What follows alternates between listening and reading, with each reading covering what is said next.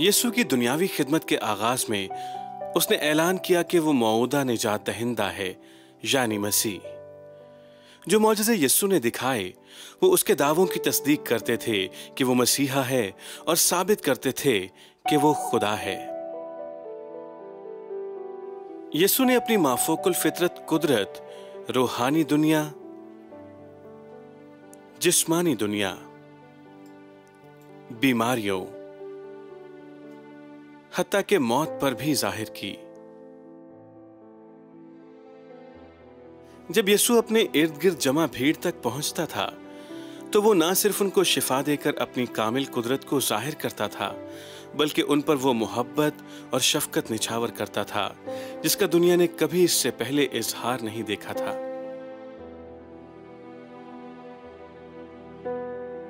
चाहे यीशु किसी पहाड़ी पर बैठा था या कश्ती में खड़ा था या गंदम के खेतों में से गुजर रहा था, वो हमेशा भीड़ को तालीम दे रहा था। वो इनफरादी तौर पर भी लोगों से बात करता, बाज़ औक़ात वो हर चीज को रोक देता ताकि किसी शख्स से रूबरू बात कर सके। लोग यीशु के पास सिर्फ इसलिए नहीं आते थे कि वो कुछ करता था, बल्कि इसलिए भी कि वो कुछ कहता था। लोग उसकी जानिब खींचे चले आते थे, सिर्फ उसकी शिफा देने की कुदरत की खातिर नहीं, बल्कि उसके उस वादे की वजह से भी कि वो उन्हें बचाएगा। यीशु उन्हें अबदी सजा से बचाने के लिए आया। यीशु मसीह बनकर आया ताकि तमाम बनी नौ इंसान को गुनाह और मौत से बचाए। यीशु किसी चीज से मुतासिर ना हुआ, लोगों की तारीफों से, ना समाजी दबाव से और ना किसी मजहबी तवक्कुआत से। उसने हमेशा दिलेरी और मोहब्बत से सच्चाई बयान की और इस वजह से कुछ लोग उसे रद्द करते थे, लेकिन कुछ उसके शागिर्दों की तरह पहचानते थे कि जिंदगी की बातें तो तेरे पास हैं। यीशु उस हयात अबदी के बारे में बात करता है जिसे वो पेश करता है। मरकस 1:14 और 15 कहती है, यीशु ने गलील में आकर खुदा की खुशखबरी की मुनादी की और कहा कि वक्त पूरा हो गया है, खुदा की बादशाही नजदीक आ गई है। यीशु वो बादशाह और मसीह था जिसके वो अरसे से मुंतजिर थे और उसकी बादशाही का कभी आखिर ना होगा। और खुदा की बादशाही का हिस्सा बनने का मतलब हमेशा जिंदा रहने के काबिल होना है और हयाते अबदी रखना है। यीशु मजीद बताता है कि उसकी बादशाही में दाखिल होने के लिए और हमेशा की जिंदगी पाने के लिए दो चीजों की जरूरत है। यीशु ने कहा, तौबा करो और खुशखबरी पर ईमान लाओ। यूहन्ना बपतिस्मा देने वाले को इसलिए भेजा गया कि लोगों को तैयार करे कि वो उसे कबूल कर लें। यूहन्ना ने लोगों को यह भी बताया कि उन्हें तौबा करने की जरूरत है। तौबा करने का मतलब अपने जहन को बदलना है। आपने देखा कि लोगों की सोच ये थी कि उन्हें खुदा के मकबूल होने के लिए अच्छा बनने की जरूरत है, यानी उनके नेक अमाल और मजहबी रसूमात की बदौलत। उन्हें यह समझने की जरूरत थी कि उन्होंने खुदा के कामिल कवानीन को तोड़ा है और गुनाह के मुर्तकिब हुए हैं। उन्हें तौबा करने की जरूरत थी, अपने जहन को बदलने की। उन्हें पहचानने की जरूरत थी कि वो नेक नहीं हैं और उन्हें एक निजात दहिंदा की जरूरत है। यीशु वो निजात दहिंदा था और वही था जो उन्हें उनके गुनाहों से छुड़ाने के लिए आया था। यहां लिखा है, फरीसियों में से एक शख्स निकोदीमस नाम यहूदियों का सरदार था। निकोदीमस मजहबी ग्रोह का रुकन था जिन्हें फरीसी कहते थे। फरीसी वो लोग थे जो बड़ी जाफिशानी से अबदी जिंदगी की तलाश में थे, लेकिन अबदी जिंदगी हासिल करने के लिए वो गलत तौर पर खुद पर एतमाद करते थे। वो सोचते थे कि उनके अच्छे कामों और उनके हस्ब नस्ब और उनकी मजहबी रसूमात की बदौलत उनके पास हयाते अबदी की जमानत मौजूद है। बहुत से फरीसियों ने यीशु की मुखालिफत की और रद्द भी कर दिया, लेकिन निकोदीमस उनमें से नहीं था। वो यीशु की तरफ खींचा चला आया। वो रात को यीशु के पास आया।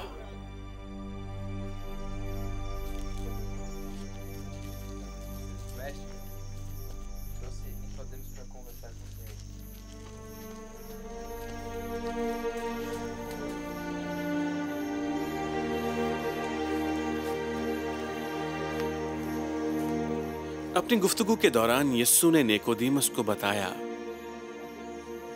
मैं तुझसे सच कहता हूं कि जब तक कोई नए सिरे से पैदा ना हो वो खुदा की बादशाही को देख नहीं सकता।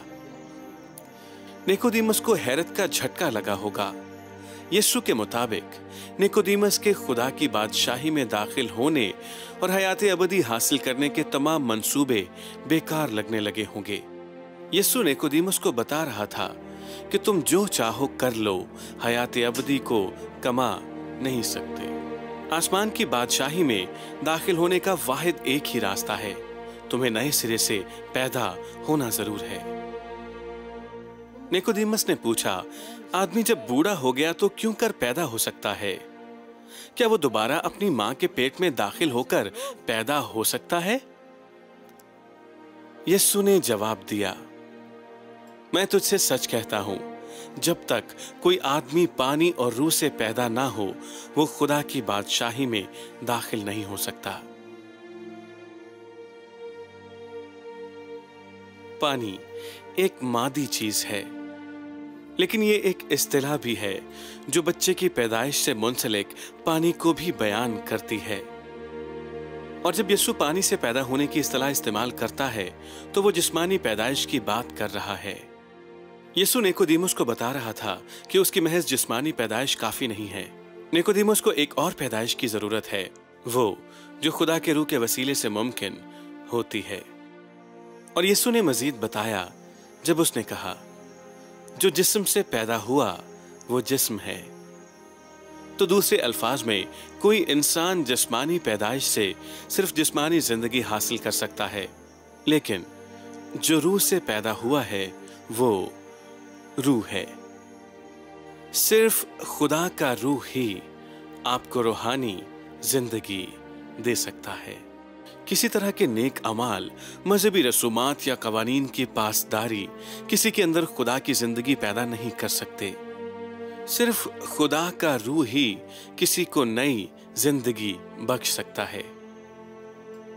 ये बातें क्यों कर हो सकती हैं? निकोदेमुस ने पूछा।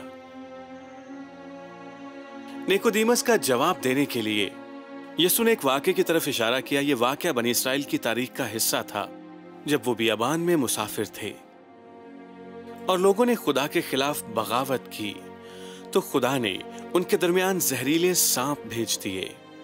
उनका डंक जानलेवा था और कोई भी चीज उनके जहर के असर को जायल नहीं कर सकती थी। लेकिन जब लोग निजात के लिए चिल्लाए तो खुदा ने मूसा से कहा कि पीतल का एक सांप बनाकर बलि पर लटका दे, और जो कोई उस सांप पर नजर करेगा खुदा उसे जिंदगी बख्शेगा। यीशु ने निकोदेमुस से कहा, और जिस तरह मूसा ने सांप को बियाबान में ऊंचे पर चढ़ाया, उसी तरह जरूर है कि इब्ने आदम भी ऊंचे पर चढ़ाया जाए, ताकि जो कोई ईमान लाए उसमें हमेशा की जिंदगी पाए। जिस तरह सांप के काटने से लोग मर जाते थे, उसी तरह हमारे अंदर गुनाह हमें मौत का हकदार बनाता है। और बिल्कुल जैसे लोगों के लिए उसका इलाज पैदा करना नामुमकिन था जो उस जहर के असरात को खत्म कर सकता, इसी तरह हमारे लिए भी नामुमकिन है कि अपने गुनाह के असरात को खत्म कर सकें। आप जानते हैं कि गुनाह की मजदूरी मौत है, और किसी तरह के नेक अमाल या मजहबी रसूमात हमें गुनाह के मोहलिक असर से बचा नहीं सकते। और जैसे मूसा ने सांप को बियाबान में बलि पर लटकाया, एक दिन यीशु भी ऊंचे पर चढ़ाया जाएगा।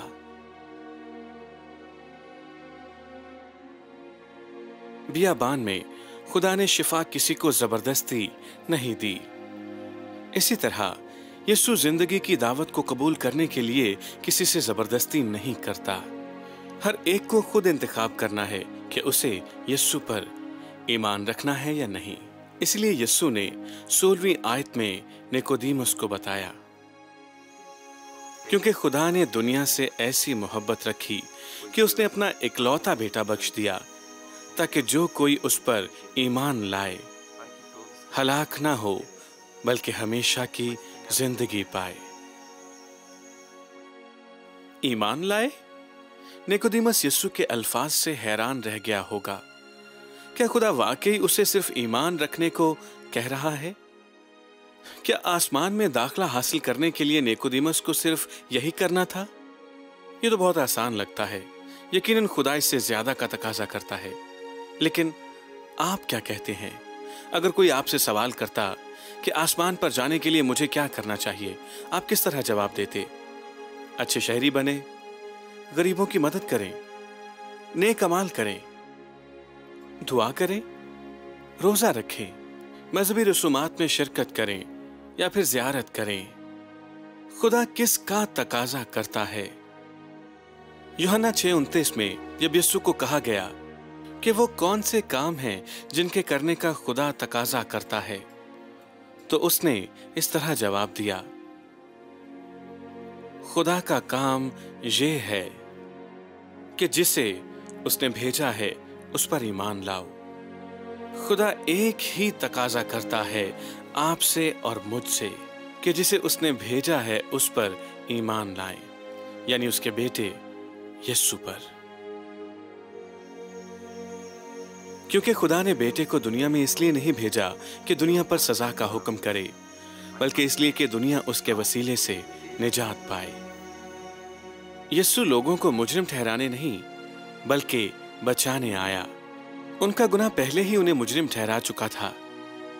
खुदा हमें मुआफी की पेशकश करता है और हमें अपने लिए पूरे तौर पर काबिल कबूल बनाता है। रास्तबाजी का यही मतलब है। जब खुदा किसी को रास्तबाज ठहराता है तो इसका मतलब है कि उनके गुनाह मुकम्मल तौर पर मुआफ हुए और वो खुदा के हुजूर पूरे तौर पर काबिल कबूल हैं। रोमियो 3 बाब की 22वीं आयत कहती है, यानी खुदा की वो रास्तबाजी जो यीशु पर ईमान लाने से सब ईमान लाने वालों को हासिल होती है। वो सब जो यीशु के मसाया यानी मसीह होने पर ईमान रखते हैं रास्तबाज ठहराए जाएंगे, उनके गुनाह मुआफ किए जाएंगे और पूरे तौर पर खुदा को काबिल कबूल होंगे। यीशु मजीद बयान करता है, जो उस पर ईमान लाता है उस पर सजा का हुक्म नहीं होता, जो उस पर ईमान नहीं लाता उस पर सजा का हुक्म हो चुका, इसलिए कि वो खुदा के इकलौते बेटे के नाम पर ईमान नहीं लाया। यीशु पर ईमान लाएं या उसे रद्द करें, अबदी जिंदगी हासिल करें या अपने गुनाहों की बदौलत हमेशा की सजा और लानत के नीचे रहें, ये वो इंतखाब है जो खुदा ने आपको दिया है। और यूहन्ना 8:24 में लिखा है, यीशु बड़ी दयानतदारी से लोगों को खबरदार कर रहा है, क्योंकि अगर तुम ईमान ना लाओगे कि मैं वही हूं तो अपने गुनाहों में मरोगे। यीशु लोगों को कह रहा है कि अगर वो ईमान नहीं लाएंगे कि वो जो दावा कर रहा है वही है, यानी कि वो मसीह है, खुदा का बेटा जो उन्हें बचाने के लिए दुनिया में आया, तो वो अबदियत के लिए अपने गुनाहों में मरेंगे। निजात का सिर्फ एक ही रास्ता है। पैदाइश 6 से 8 अबवाब में उस बदी और जुल्म की बदौलत जिसने जमीन को मामूर कर दिया था, खुदा ने पूरी दुनिया में एक सैलाब भेजा। और जैसे कश्ती उस सैलाब से बचने का वाहिद जरिया थी, खुदा ने यीशु को भी वाहिद वसीला बनाकर भेजा कि अपने गुनाहों की अदालत से बच सकें। वो सब जो बचने के लिए यीशु के पास आने से इनकार करते हैं, जिंदगी को रद्द कर रहे हैं। जिंदगी को रद्द करने का मतलब मौत का इंतखाब करना है, और यीशु हयात अबदी की पेशकश कर रहा था। लिहाजा हयात अबदी को रद्द करना अबदी मौत का इंतखाब करना है। लूका 16वें बाब में यीशु अबदी हलाकत की हौलनाकी बयान कर रहा है।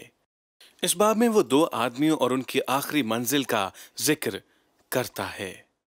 उनमें से एक गरीब, बीमार और तन्हा भिखारी है जिसका नाम लाजर है, और दूसरा एक अमीर आदमी है जिसके दरवाजे पर लाजर पड़ा रहता है। अमीर और गरीब दोनों को सब लोगों की तरह फैसला करना पड़ता है कि वो अपनी अब्दियत कहां गुजारेंगे। लाजर और अमीर आदमी दोनों गुनहगार थे। लाजर ने तौबा की और खुदा के कलाम पर ईमान लाने का इंतखाब किया, लेकिन अमीर आदमी ने ऐसा ना किया। लूका 16वां बाब बताता है कि एक वक्त आया कि ये दोनों शख्स मर गए, और इसी तरह एक वक्त आता है जब इस जमीन पर हर शख्स को मरना होता है, चाहे वो अमीर हैं या गरीब, जवान हैं या बुजुर्ग। और इब्रानियों 9वें बाब की 27वीं आयत कहती है, आदमियों का एक बार मरना और उसके बाद अदालत का होना मुकर्रर है। हर इंसान को जिंदगी सिर्फ एक ही बार मिलती है, और जब ये जिंदगी खत्म हो जाती है तो हर शख्स को अब्दियत गुजारना होती है, चाहे आसमान में या जहन्नुम में। और बाइबल के मुताबिक ये दो जगहें तशबीहाती या तस्वुराती नहीं हैं, बल्कि ये बहुत हकीकी और मुनफरिद जगह हैं। आसमान खुदा की हजूरी में आराम और खुशी का मकाम है, लेकिन जहन्नुम सख्त अजियत और तकलीफ की जगह है, जहां खुदा से हमेशा हमेशा की अलहदगी है।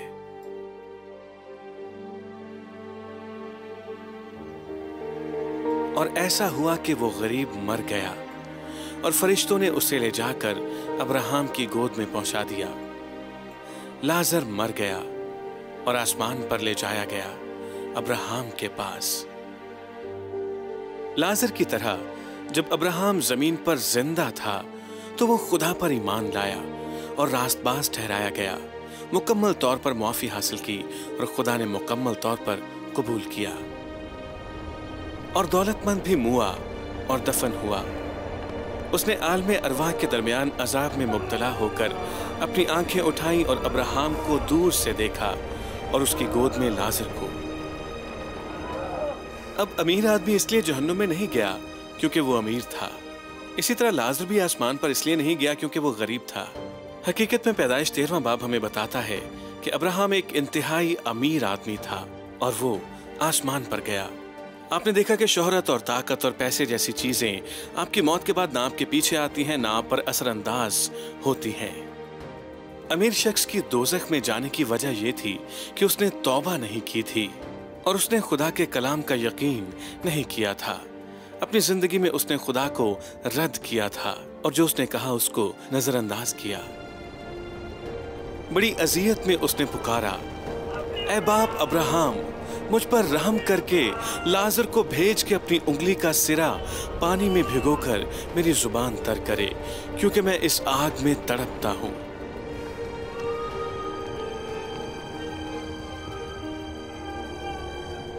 लेकिन अब्राहम ने जवाब दिया, हमारे और तुम्हारे दरमियान एक बहुत बड़ा गड्ढा वाक़ है, ऐसा कि जो यहां से तुम्हारी तरफ पार जाना चाहें ना जा सके और ना कोई उधर से हमारी तरफ आ सके। खुदा ने अपने कलाम मुकद्दस में इस बात को वाज़े किया कि एक बार जब कोई शख्स मर जाता है तो उसकी अब्दियत का फैसला हो जाता है। खुदा के साथ जिंदगी हमेशा की है और जिन्होंने खुदा का इंतखाब किया उसके साथ तमाम अब्दियत के लिए रहेंगे। लेकिन वो जो खुदा को रद्द करने का इंतखाब करते हैं वो उससे हमेशा के लिए जुदा हो जाएंगे। अबदी जिंदगी उतनी ही मुस्तकिल है जितनी अबदी हलाकत। वो जो जहन्नुम में हैं वहां से निकल नहीं सकते। ये जानते हुए कि अब मैं यहां से निकल नहीं सकता, अमीर आदमी चिल्ला उठा, ऐ बाप, मैं तेरी मिन्नत करता हूं कि लाजर को मेरे बाप के घर भेज, क्योंकि मेरे 5 भाई हैं, ताकि वो उनके सामने इन बातों की गवाही दे। ऐसा ना हो कि वो भी इस अजाब की जगह में आए। अमीर आदमी इस ख्याल को बर्दाश्त नहीं कर सकता था कि उसके भाई भी इस जहन्नुम में आए। उसने लाजर की मिन्नत की कि जमीन पर जाकर उन्हें खबरदार करे। उसे उम्मीद थी कि इससे वो तौबा के लिए कायल हो जाएंगे और खुदा के कलाम पर ईमान लाएंगे। लेकिन अब्राहम ने उसे जवाब दिया, जब वो मूसा और नबियों ही की नहीं सुनते, तो अगर मुर्दों में से कोई जी उठे तो उसकी भी ना मानेंगे। मूसा और अंबिया ने खुदा का कलाम तहरीर किया है, और अब्राहम जानता था कि अगर भाइयों ने खुदा के कलाम को रद्द किया है तो अगर कोई मुर्दों में से जी भी उठे तो उन्हें कायल नहीं कर सकेगा। आपने देखा कि यह खुदा का कलाम है जो हमें सच्चाई को कबूल करने के लिए कायल करता है। और जबकि भाई अभी जिंदा हैं तो उनके पास मौका है कि खुदा के कलाम को सुने और ईमान लाएं। आपके और मेरे पास भी ऐसा ही मौका मौजूद है कि जब तक जिंदा है खुदा का कलाम सुने और जो ये कहता है उस पर भरोसा करें, इससे पहले कि बहुत देर हो जाए।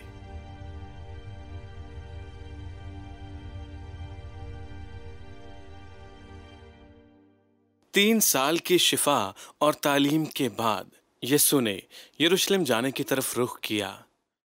जब वो रास्ते ही में था तो लूका 22वां बाब बताता है कि यीशु ने पतरस और यूहन्ना को ये कहकर भेजा कि जाकर हमारे लिए खाने के लिए फसह तैयार करो। पतरस और यूहन्ना को फसह की ईद के खाने की तैयारी करना थी।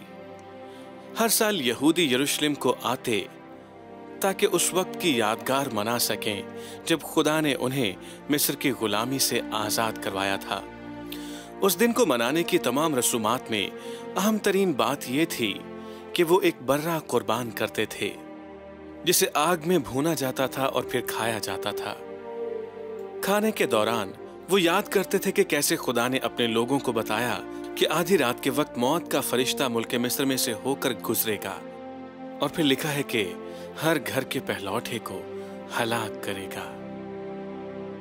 उस मौत से बचने का एक ही तरीका था,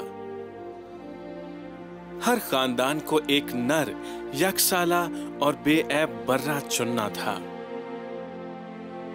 और फिर उस बर्रे की कोई भी हड्डी तोड़े बगैर उसका खून पहलौठे बेटे की जगह इफ्जी के तौर पर बहाया जाता था जिसे उस आफत के दौरान मरना था। फिर उनको वो खून लेकर अपने घर की चौखटों पर लगाना था। उस रात इससे कतई नजर कि आप कितने अच्छे या बुरे हैं, अमीर या गरीब हैं, सिर्फ एक ही चीज थी जो इस बात का तायुन करती थी कि पहलौठा जीता रहेगा या मरेगा।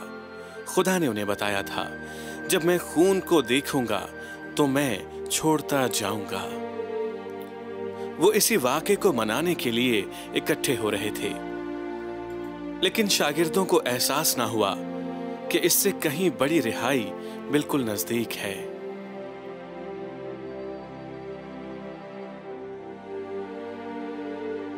लूका 22वें बाब की 19वीं आयत बताती है कि यीशु ने रोटी ली और शुक्र करके तोड़ी और ये कहकर उनको दी कि ये मेरा बदन है जो तुम्हारे वास्ते दिया जाता है, मेरी यादगारी के लिए यही किया करो। जब यीशु ने रोटी ली और तोड़ी तो अपने शागिर्दों को बताया कि यह निशान है कि किस तरह उसका बदन उनके लिए तोड़ा जाएगा।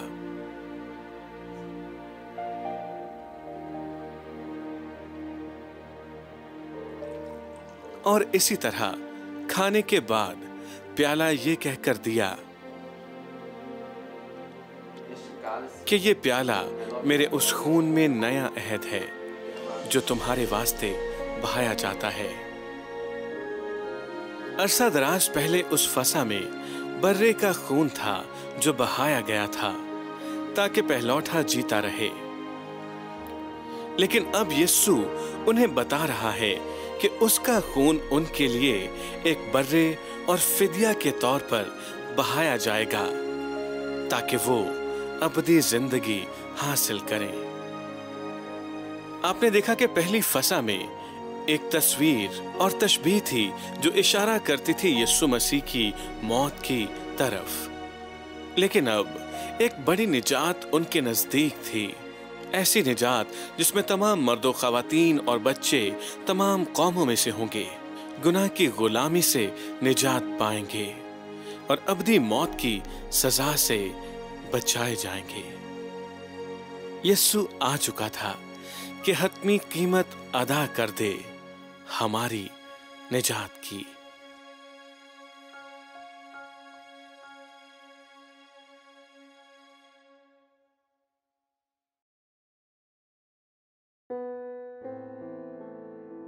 यीशु ने लोगों को बताया कि हयाते अबदी पाने के लिए उन्हें तौबा करने की जरूरत है या अपने जहनों को बदलने की जरूरत है। लोग गलत तौर पर सोचते थे कि वो खुदा के हजूर अपने नेक अमाल के बायस काबिल कबूल होंगे, लेकिन यीशु ने बताया कि अबदी जिंदगी हासिल करने का एक ही रास्ता है, नए सिरे से पैदा होना। खुदा का रूह ही है जो किसी को ये नई जिंदगी दे सकता है।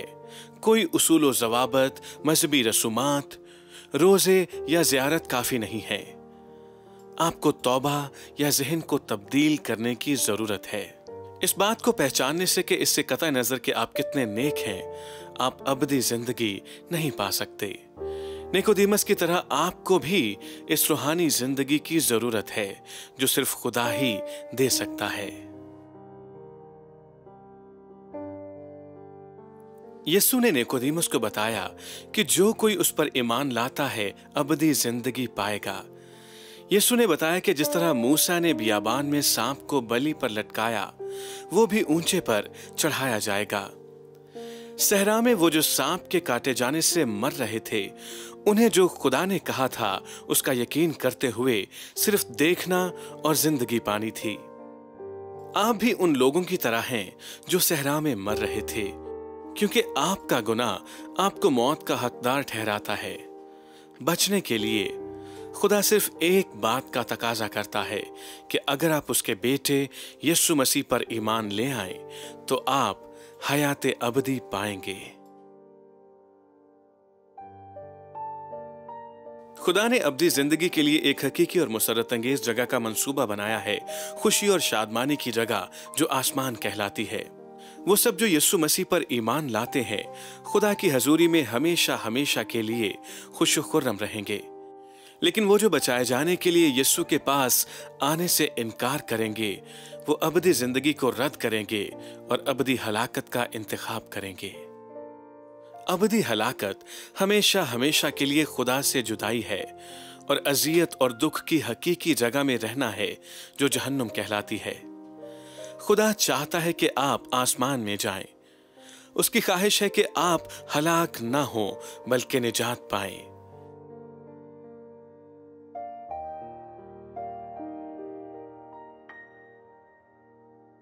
यीशु और उसके शागिर्द फसा मनाने के लिए इकट्ठे हुए। बहुत सदियां पहले मिस्र में पहली बार फसा पर यह बर्रे का खून था जो बहाया गया ताकि पहलौठे बेटे जिंदा रह सकें। लेकिन अब यीशु उन्हें बता रहा है कि उसका बदन उनके वास्ते तोड़ा जाएगा और उसका अपना खून बहाया जाएगा। यीशु आपकी फसा का बर्रा बनकर आया ताकि आपका इवजी हो, ताकि आप अबदी जिंदगी हासिल करें।